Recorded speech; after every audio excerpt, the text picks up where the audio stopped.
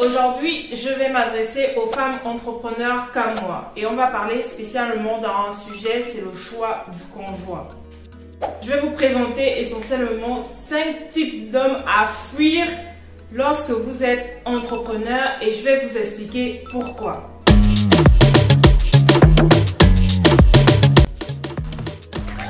Alors, bienvenue sur cette chaîne appelée La Diasponaise, c'est la chaîne des entrepreneurs africains.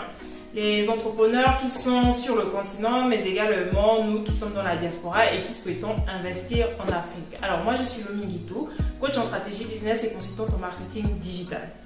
Comme vous le savez, le 8 mars, nous avons fêté la journée internationale des droits de la femme. Donc j'en profite pour faire une vidéo assez différente de ce que je fais d'habitude pour m'adresser aux femmes entrepreneurs, aux businesswomen, aux lady boss. C'est très important pour nous en tant que femmes de bien choisir notre conjoint et encore plus lorsque l'on entreprend parce que notre profil de femme ne plaît pas souvent à certains types d'hommes. Restez bien jusqu'à la fin mesdames parce que je vais vous donner en bonus la 6e catégorie d'hommes avec qui vous ne devez jamais vous mettre. Je vous assure, c'est les pires. La première catégorie que vous devez fuir, que moi je ne peux pas vous conseiller en tant qu'entrepreneur, c'est les paresseux. Vous savez, les lazy man, ceux qui ne veulent rien faire de leur vie, ceux qui n'ont ni vision ni ambition. Ils préfèrent dormir toute la journée. Par exemple, s'ils perdent leur emploi, ils vont préférer rester au pôle emploi plutôt que de chercher un boulot. Ce sont des personnes qui ne se projettent pas sur le long terme et qui ne veulent pas forcément avoir plus. Pourquoi je vous dis que ce type d'homme n'est pas adapté à une femme qui entreprend? Parce que nous, en tant que femmes entrepreneurs, généralement, on travaille. On travaille beaucoup, on est des battantes, on aspire à de grandes choses, on a de grands projets, de grandes ambitions. Donc, si en face, vous avez un partenaire qui, lui, ne partage pas la même vision que vous du travail, ça va nécessairement créer des frictions à long terme et vous allez avoir l'impression d'avoir un boulet à votre côté qui ne veut rien faire de sa vie alors que vous souhaitez concrétiser de grandes choses. Deuxième catégorie, mesdames, on va éviter les hommes qui sont jaloux. Vous savez, ce genre d'hommes qui ne supportent pas de voir la réussite de leur femme, qui n'acceptent pas le fait que leur femme qui entreprend, qui a un business, est susceptible de gagner beaucoup plus que lui. Vous savez, il y a des hommes qui sont assez matures pour comprendre que leurs femmes entreprennent et derrière vont avoir beaucoup d'argent et il y a d'autres qui ne supportent pas parce qu'ils veulent affirmer leur domination, leur supériorité sur la femme. Je vais vous prendre une anecdote pour que vous puissiez comprendre. Comme je vous ai expliqué dans ma précédente vidéo où je parlais de mon histoire, il y a quelques années en arrière, j'étais coiffeuse à domicile à Paris et donc j'avais une collègue coiffeuse qui avait aménagé avec son mari. Elle était en début d'activité et elle avait acheté une maison. Et dans cette maison-là, elle avait prévu un coin annexe dans lequel elle devait recevoir sa clientèle de la coiffure. Bon, au début, vous savez, quand vous avez un business, c'est assez compliqué. Et ensuite, les clients viennent au fur et à mesure. Sauf que comme la dame, c'était une très bonne coiffeuse, elle a commencé à avoir rapidement des sous. Elle a commencé à avoir rapidement une grosse clientèle. Et elle gagnait à peu près 3 000 € avec la coiffure. Elle a diversifié ses sources de revenus en lançant une marque de perruques, de cosmétiques. Donc en fait la dame, elle a commencé à avoir beaucoup d'argent. Ce qui a créé de la jalousie chez son mari. Ne concevait pas que la femme gagnait beaucoup plus d'argent. Il a commencé à lui faire des problèmes. Tu travailles trop, il faut que tu arrêtes de coiffer. Et le pire dans tout ça, un jour je suis allée me faire coiffer parce que on faisait des deals, elle et moi, je la coiffais et elle me coiffait. Je suis allée la coiffer.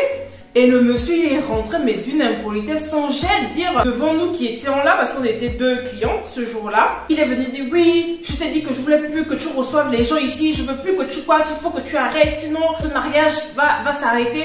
Devant nous, il n'a eu aucune gêne et cette dame-là, j'avais eu tellement mal pour elle ce jour-là parce que c'était une dame douce qui ne demandait qu'à faire son travail et qu'elle a été bénie dans son activité. Vous voyez que si vous avez affaire à un homme qui ne veut pas vous voir avancer, qui ne veut pas vous voir évoluer, c'est le genre d'homme qui va retarder votre destinée, qui va vous empêcher de réaliser vos rêves. Si un homme vous dit que vous devez arrêter ce que vous faites, alors que dès le départ, il savait bien que vous entrepreniez, que vous avez différents types de business, fuyez-le, mesdames. C'est pas un homme qu'il vous faut. Troisième catégorie, mesdames, mes lady boss. Des hommes à fuir, s'il vous plaît. Ça, c'est très important. Concentrez-vous. Les dépensiers, les parieurs, en tout cas ceux qui ont une mauvaise gestion financière, ceux qui ne savent pas gérer leurs finances et qui en plus n'en ont pas conscience et ne veulent pas changer. C'est très important parce que vous avez un certain type d'homme, il reconnaît qu'il gère mal, donc il va vous confier la gestion des finances.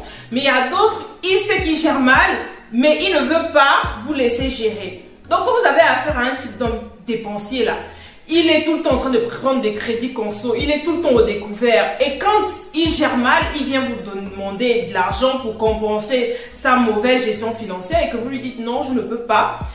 Derrière, ça va créer des problèmes parce qu'il va vous dire oui, tu ne m'aimes pas, tu me vois dans des situations compliquées et puis tu ne veux pas m'aider. Alors que vous, en tant qu'entrepreneur, vous avez une boîte à développer. Donc, parfois, vous allez décider de vous priver de certaines choses pour pouvoir réinvestir le capital. Mais si vous avez affaire à quelqu'un qui dépense n'importe comment, ça va forcément créer des problèmes dans le couple. Et le pire, c'est quand vous êtes marié. Par exemple, si vous avez choisi le régime communauté des biens, vous êtes solidaire autant des biens que vous avez que les dettes. Moi, j'ai suivi le témoignage d'une femme entrepreneur qui s'est retrouvée avec des dettes à hauteur de 500 000 € à rembourser, tout simplement parce que son mari, c'était un dépensier. Il a dû prendre des crédits et après, il s'est barré au pays. Il a laissé dans une merde pas possible ici en France. Donc oui, mesdames, quand vous êtes en relation et que vous voyez déjà que vous avez affaire à un profil qui dépense et qui n'a pas conscience que il faut qu'il change, fuyez ces personnes-là parce que très certainement, ils vont vous mettre dans la merde.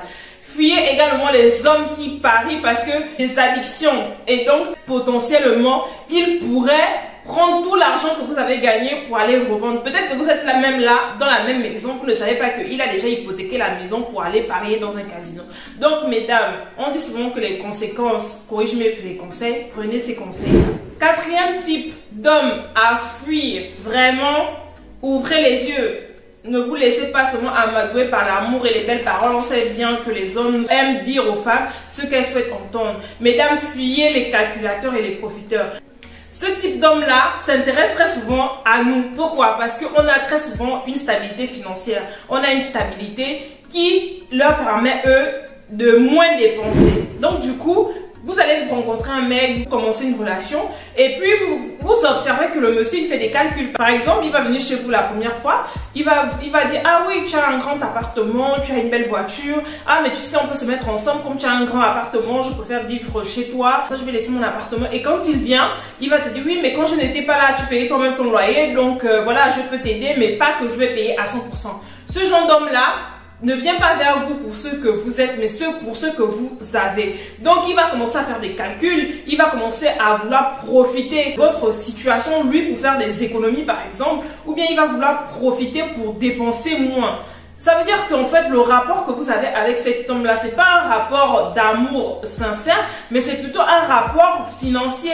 Il est avec vous parce qu'il trouve son compte. Donc, le jour où vous faites faillite, le jour où votre business ne fonctionne pas bien, très certainement, il va vous quitter parce que vous n'aurez plus l'intérêt qui le gardait près de vous. Deuxième catégorie d'hommes que vous ne devez pas avoir, en tout cas si vous avez de grandes ambitions, si vous voulez construire des business, de grandes entreprises, des entreprises férennes, des firmes multinationales, vous ne devez pas avoir à vous compter des hommes à scandale. Qu'est-ce que j'entends par homme à scandale? C'est ce type d'homme-là qui s'illustre toujours par des phrases, qu'il a une mauvaise conduite en public. Hein, c'est une véritable catastrophe naturelle, c'est vraiment une machine à bêtises. Tout le temps, vous allez de phrase en phrase.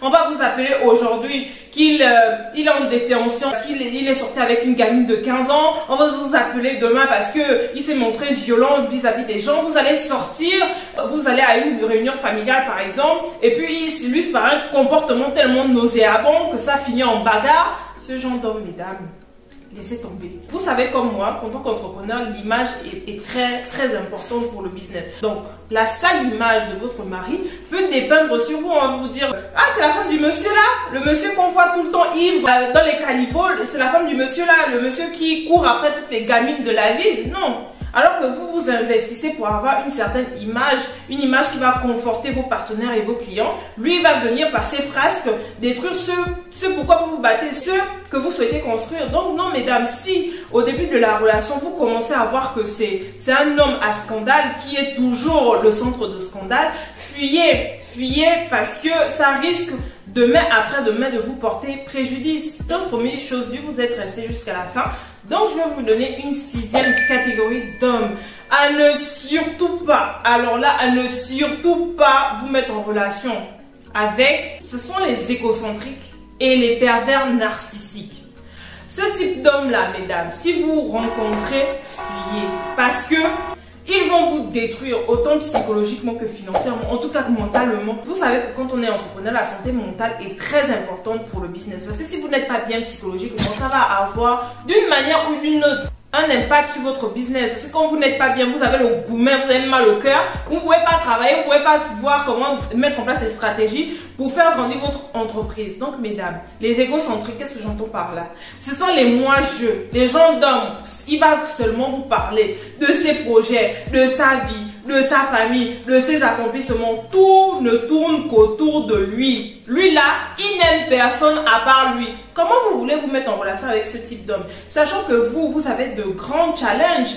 Vous savez, l'entrepreneuriat, c'est comme les montagnes russes. Donc aujourd'hui, vous pouvez très bien gagner votre vie et demain, après, il y a quelque chose qui se passe et puis vous êtes dans des moments difficiles. Mais si vous avez affaire à un homme qui ne se concentre que sur lui, il ne pourra pas être un partenaire de vie pour vous. Vous allez vous retrouver à gérer vos émotions, vos moments difficiles toute seule. Parce que le gars, lui, ne pense qu'à lui. Et généralement, ce type d'homme-là, il vous prend comme une femme trophée. Ce genre d'homme, ils aiment bien les femmes de pouvoir, les femmes qui ont de l'argent, qui ont une certaine image dans la société pour s'enorgueillir, pour dire que moi, une fois de plus, moi, ma femme, elle a ceci, moi, ma femme, elle a cela. Mais pas en réalité parce qu'il vous aime, vous, pour ce que vous êtes. Pas parce que c'est un homme qui va vous tenir la main dans les moments difficiles, mais simplement parce que vous êtes comme un trophée qui va venir ajouter à son CV. Donc, le jour où vous perdez vos acquis, vous ne l'intéressez plus. Donc, les égocentriques, on jette, mesdames. Et l'extension des égocentriques, c'est vraiment les gens de la même famille, ce sont les pervers narcissiques. Vraiment, et comment les reconnaître ces gens-là?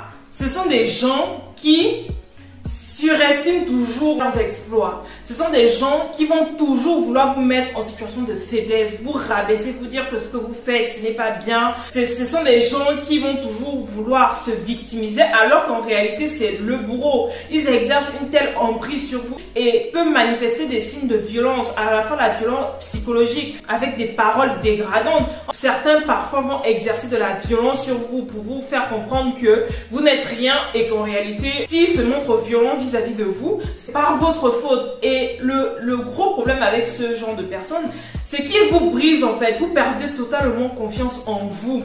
Et au fur et à mesure de la relation, vous allez devenir l'ombre de vous-même en fait. Et quand vous devenez l'ombre de vous-même, si vous n'avez pas des proches, vous n'avez pas une famille qui vous soutient, vous allez sombrer totalement vraiment dans un trou noir où vous perdez tout repère et la personne vous manipule à son aise en fait. Imaginez vous avez une boîte à faire tourner et que vous vous retrouvez dans un tel état. Comment vous allez faire? Vous avez des salariés à payer, vous avez des partenaires, vous avez des clients à contenter. Et si vous lâchez prise parce qu'à la maison, vous avez comme partenaire un pervers narcissique qui vous opprime, vous êtes dans une relation toxique, comment vous allez faire? Vous voyez que ça aura un impact considérable sur votre entreprise, vos chiffres et même sur votre vie, votre santé mentale. Donc, mesdames, si vous avez affaire aux pervers narcissiques, identifiez-les pendant qu'il est encore temps et réfléchissez avant de prendre un niveau d'engagement supérieur avec ce genre de personnes-là. Alors, je tiens à dire que ces conseils que je vous ai donnés, je le dis par expérience, les expériences que moi-même j'ai fait et les retours d'expérience que j'ai eu aussi des femmes entrepreneurs de mon réseau. Je pense que ces conseils-là peuvent aider plus d'une à faire le bon choix. Si vous vous êtes rendu compte que vous êtes dans une relation toxique qui ne vous correspond pas et surtout qui affecte votre business, mesdames, réfléchissez bien et prenez les bonnes décisions. Moi, personnellement, j'ai réussi à prendre la bonne décision de partir parce que je n'en pouvais plus. Et aujourd'hui, j'ai retrouvé ma paix. Alors là, franchement, c'est dur, hein? C'est dur de quitter quand on s'est investi corps, âme et énergie. C'est vraiment compliqué de tout laisser et de tout recommencer, mais il n'y a pas mieux que d'avoir la paix du cœur, autant pour son bien-être personnel que pour son business.